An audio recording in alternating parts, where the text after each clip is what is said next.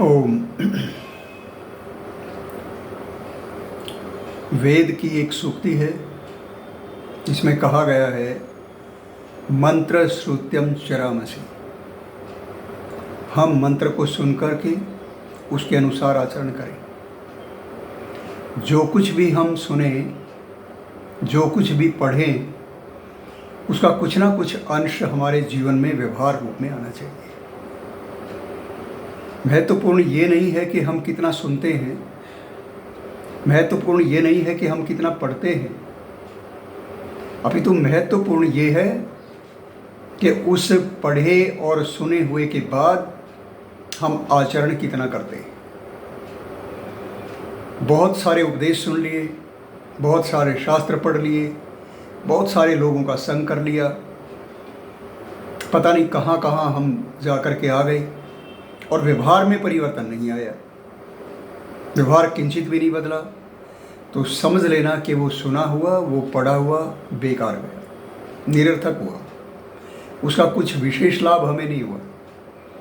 केवल उपदेश सुनते समय तो अच्छे लगे, पढ़ते समय किसी पुस्तक को पढ़ा, वेद पढ़ा, दर्शन, उपनिषद, रामायण, महाभारत कुछ भी पढ़ा, उनको पढ़ते समय अच्छा लगा और हमारा आचरण उसके बाद कुछ नहीं बदला, तो निश्चित जानिए कि पढ़ा हुआ, सुना हुआ निरर्थक गया।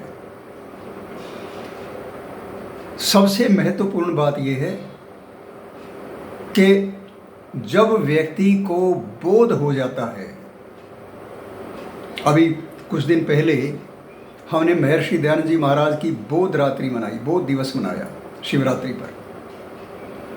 उसका क्या अर्थ है कि उस दिन बालक मूल शंकर को ये ज्ञान हुआ कि जिस शिव की माता पिता पूजा करवाना चाहते हैं, जिस शिव के वो भक्त हैं और संसार के लोग जिसको शिव मानकर जिसकी पूजा करते हैं वो वास्तव में शिव नहीं है, तो उनके जीवन में क्या हुआ?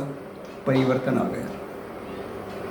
तो बोध का अर्थ है परिवर्तन, परिणाम है परिवर्तन। बोध का अर्थ है हमें सत्य ज्ञान की प्राप्ति होना, और सत्य ज्ञान की प्राप्ति होने के उपरांत हमारे जीवन में निश्चित रूप से परिवर्तन आना चाहिए। ये तो हुआ बोध।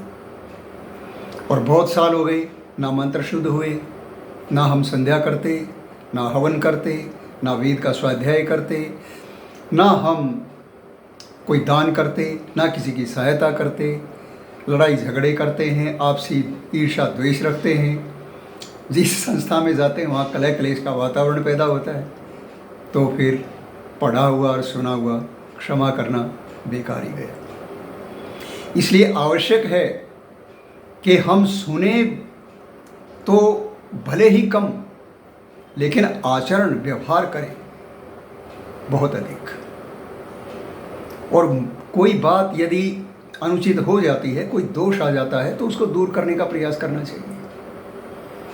झूठ बोलते हैं, चोरी करते हैं, निंदा चुगली करते हैं, कोई रिश्वत खाते हैं, कोई गलत काम करते हैं, किसी की हानि करते हैं, तो ये दोष जीवन से निकलने चाहिए कि नहीं? आप कहेंगे जरूर निकलने चाहिए। कैसे निकलेंगे?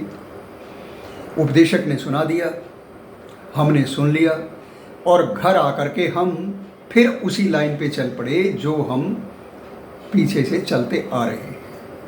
बदलाव कुछ भी नहीं किया। वो मंदिर में भी जाता है, भोग भी लगाता है, व्रत उपवास भी करता है और दफ्तर में बैठकर रिश्वत भी खाता है। दोनों काम एक साथ नहीं हो सकते। मैं किसी एक की बात नहीं कह रहा, मैंने सामान्य बात कही है। दोनों काम एक साथ नहीं चलेंगे। ईश्वर की भक्ति और विषयासक्ति, ज्ञान और अज्ञान दोनों साथ साथ नहीं होंगे। या तो ज्ञान होगा और ज्ञान नहीं हुआ तो अज्ञान होगा। हमने जो पढ़ा, हमने जो सुना, या तो हमने ठीक से उसको सुना नहीं, सुना है तो समझा नहीं, और समझा है तो जीवन में नहीं उतारा, आचरण में नहीं लेकर के आई। इसलिए वेद ने कहा मंत्र श्रुत्यम चरामसि। बात तो बहुत छोटी है, बहुत सूक्ष्म सी है। वेद की बातें बहुत सरल है और छोटी छोटी बातें बिल्कुल। सत्यम वद धर्मम चर, कितनी छोटी बात है। सत्य बोल और धर्म का आचरण कर, लेकिन करने में कितना कठिन है। पूरा जीवन चला जाता है सत्य का आचरण करने में। सत्यम वद, सत्य बोल, धर्मम चर, धर्म का पालन कर। जो कार्य हमें सरकार ने दिया है या हम कोई व्यापार आदि अपना कार्य करते हैं, उसको निष्ठापूर्वक करना धर्म है। और उसमें लापरवाही करना, उसको अनमने भाव से करना और दिखावे के लिए करना, ये अधर्म है। जिस काम के करने में महर्षि दयानंद जी महाराज ने सत्यार्थ प्रकाश में लिखा है, धर्म और अधर्म की परिभाषा उन्होंने बड़ी कमाल की दी है।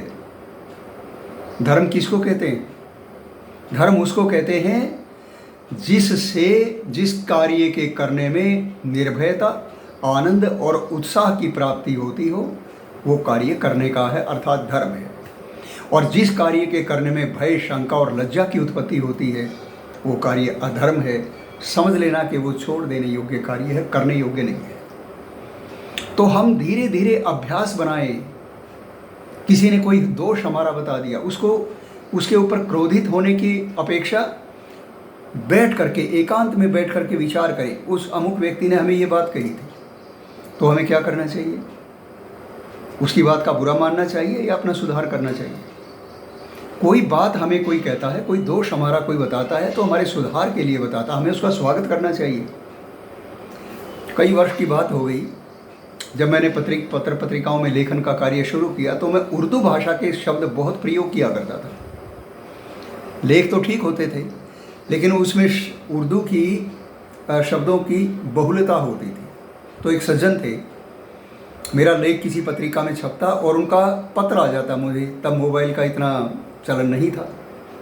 उनका पत्र आ जाता, पोस्ट कार्ड लिखते थे, आपका लेख पढ़ा, बहुत अच्छा लगा, लेकिन आपकी भाषा की ये अशुद्धियाँ हैं।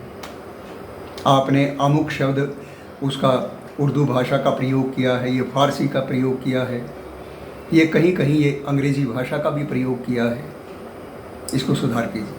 ये पहले आपने शब्द पहले लिख दिया, ये बाद में आना था, तो आपका अर्थ जो है वो संगत नहीं होता, उनका सुधार करिए। और मैं सच बताता हूँ, जब पहली बार उसका पत्र मुझे आया तो मुझे कुछ बुरा लगा। मैंने कहा मेरी बात इसकी समझ में आ रही है, शब्द से क्या लेना है।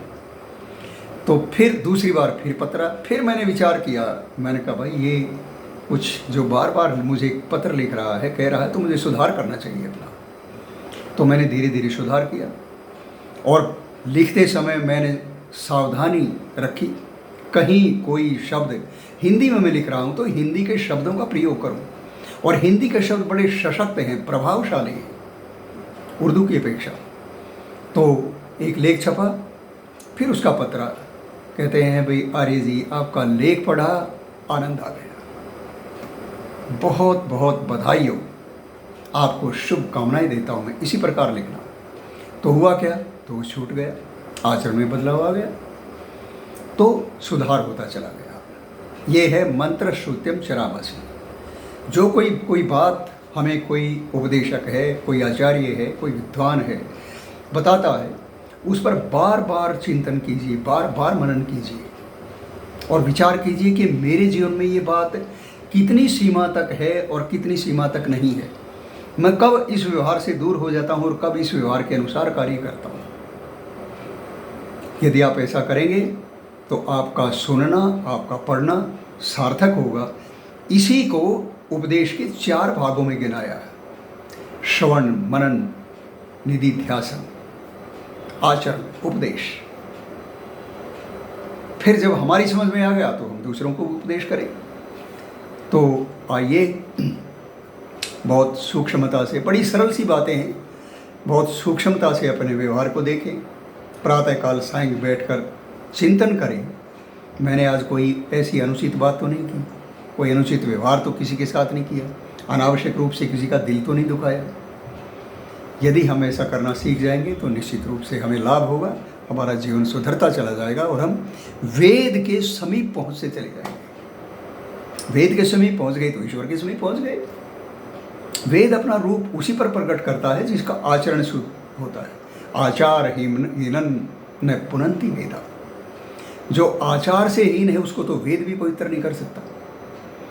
तो वेद को जानना है, वेद को पढ़ना है, तो अपने आप को वेद के योग्य बनाइए और ईश्वर के योग्य आप बन जाएंगे। फिर देखिए जीवन का क्या आनंद आता है। ओम।